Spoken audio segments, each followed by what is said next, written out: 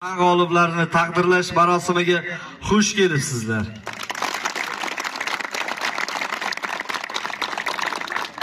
Ushbu tadbirni ochib berish uchun so'z Surxondaryo viloyati Uzum tumani hokimi Habibillo Sherdanaqulov. Assalomu alaykum, hurmatli yoshlar, hurmatli tadbir ishtirokchilari. Muhtaram yurtboshimiz Shavkat Miromonovich tashabbuslari bilan ko'plab yoshlarning talab va istaklarini inobatga olgan holda 30-iyun kuni Yoshlar kuni deb e'lon qilindi. Shu munosabat bilan yoshlar bilan bo'lib o'tadigan uchrashuvimizda Prezidentimiz Yoshlar kuni munosabatini yoshlar o'rtasida 5 tashabbus olimpiadasini bir yilda 2 marotaba tashkil etishni bizga vazifa qilib qo'ydilar. 5 tashabbus olimpiadasi siz yoshlar uchun bir yilda 2 marotaba o'tkazib kelinmoqda. Uzun tumani yoshlari 5 tashabbus olimpiadasi doirasida musobaqa va tanlovlarda ishtirok etib, viloyat hamda respublika bosqichlariga qatnashib, o'z iste'dodlarini namoyish etib kelmoqdalar.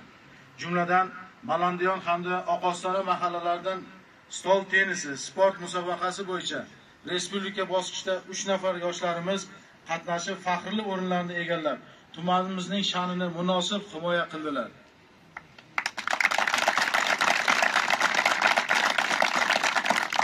Bugun ham ana shunday tadbirlardan biri yurtboshimiz tomonidan ilgari surilgan 5 bosqichli 5 tashabbus olimpiadasi doirasida Davlat xavfsizlik xizmati kubogining sportning mini futbol, futbol hamda qizlar o'rtasida mini futbol va parashaxmat musobaqalarida g'olib va sovrindor bo'lgan yoshlarimizni taqdirlash marosimida yig'ilib turibmiz. Bu yoshlarimizga viloyat va respublika bosqichlarida ham faxrli o'rinlarni egallab qaytishlari uchun omad tilaymiz. E'tiborlaringiz uchun rahmat. Endi ruxsatlaringiz bilan taqdirlash marosimini o'tkazsak. Rahmat. Ma'nani yetuk qilib ta'lim tarbiya berishda hamda sog'lom turmush tarzini keng targ'ib etish maqsadida o'tkazilgan sportning shaxmat turi bo'yicha Davlat xavfsizlik xizmati kubogi musobaqasining Uzun tumani bosqichida faxrli 3-o'rinni egallaganligi uchun Abdurasulov Sunnatulloh diplom bilan taqdirlanadi.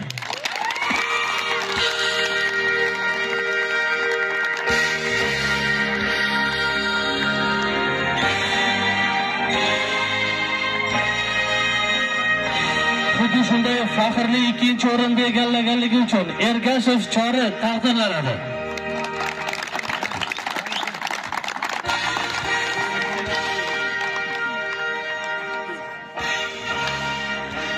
Faxrli 1-o'rinni egallaganligi uchun Habibullayev Sadulla taqdirlanadi.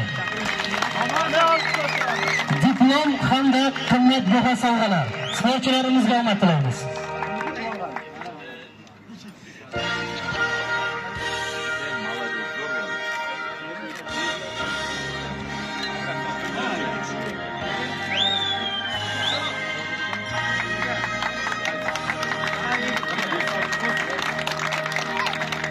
Esdalik uchun chiroyli qilib suratga tushamiz.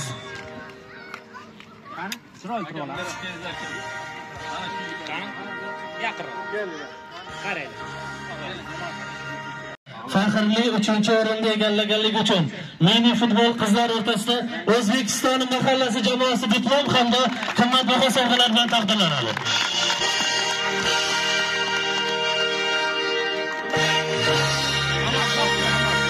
Qizlar o'rtasida mini futbolning faxrli 2-o'rinni egallaganligi uchun Yangiyo'l mahallasi jamoasi diplom hamda qimmatbaho sovg'alar bilan taqdirlanadi.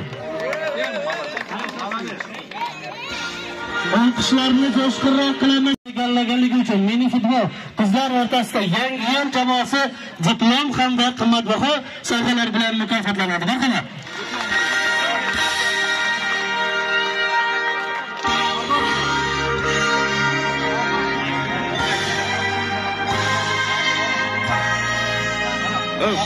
Ko'p yaqin bormaydi iltimos.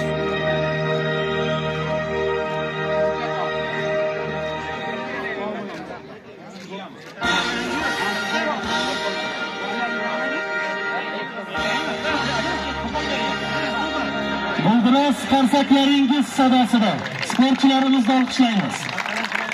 Davlat xavfsizlik xizmati klubiga musobaqasining uzun tuman bosqichida faxrli birinchi o'rinni egallaganligi uchun Orqostona mahallasining ajoyib qizlari taqdirlanadi. Rahmat.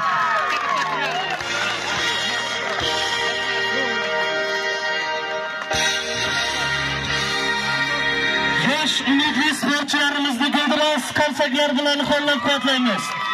Mana shu ajoyib sportchi qizlarimiz kelgusida viloyatimiz o'rnini himoya qilish uchun sport musobaqalariga borishadi. Marhamat, chiroyli fotosuratlarga tushamiz hamda biroz olqishlar bilan.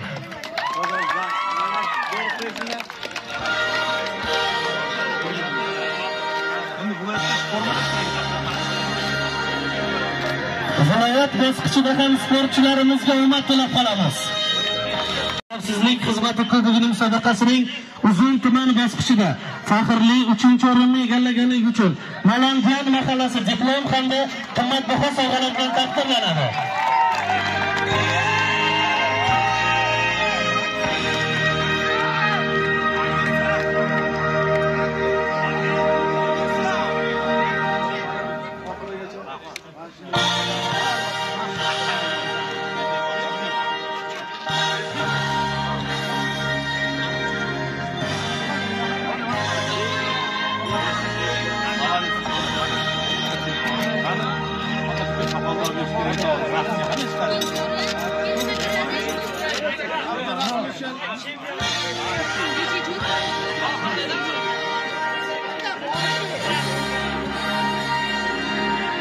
Xavfsizlik xizmati klubi musobaqasining uzun tuman bosqichida faxrli 2-o'rinni egallaganligi uchun Erkinlik mahallasining yosh sportchilari taqdirlanadi.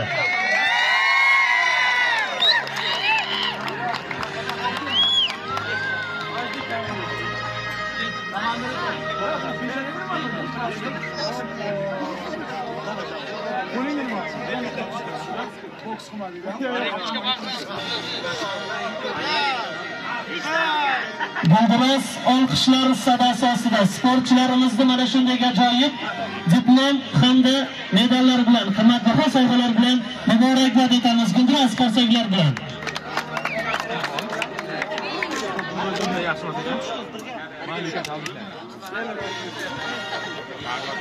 O'g'il bolalar o'rtasida sportning mini futbol turi bo'yicha Davlat xavfsizlik xizmati klubi musobaqasining egallaganligi uchun O'lanqul mahallasining yosh sportchilarimizga kelgusida bundan ham ulkan zafarlar tilagan holda mana shunday ajoyib diplomlar hamda sovg'alar taqdirlanadi. Marhamat.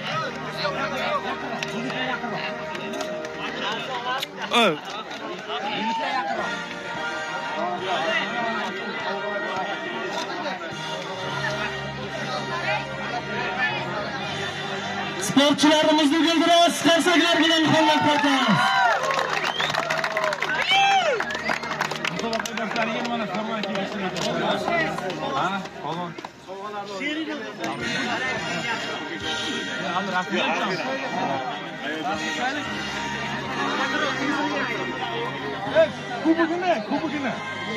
Marhamat, hayajonli daqiqalar bugungi sportchilarimiz kubok bilan taqdirlanadi. G'ildiroz qarsaklar.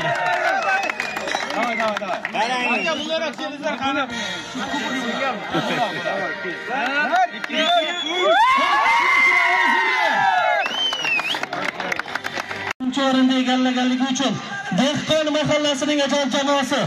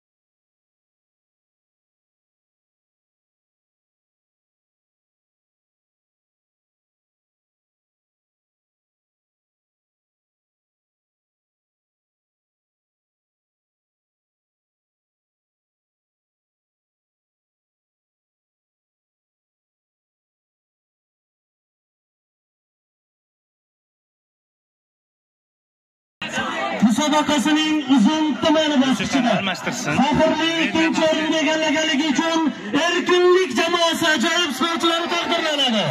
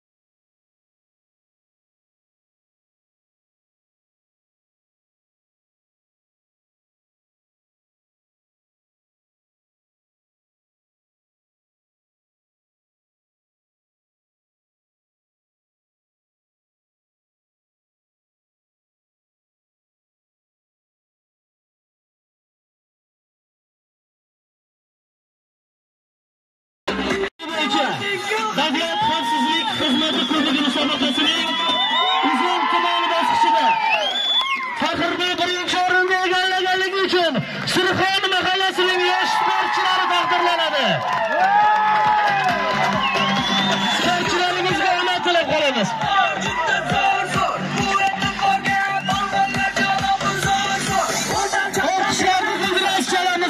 Sportchilarimiz kelgusida mana shunday ajoyib sovg'alarni davom qiladi degan niyatlardamiz.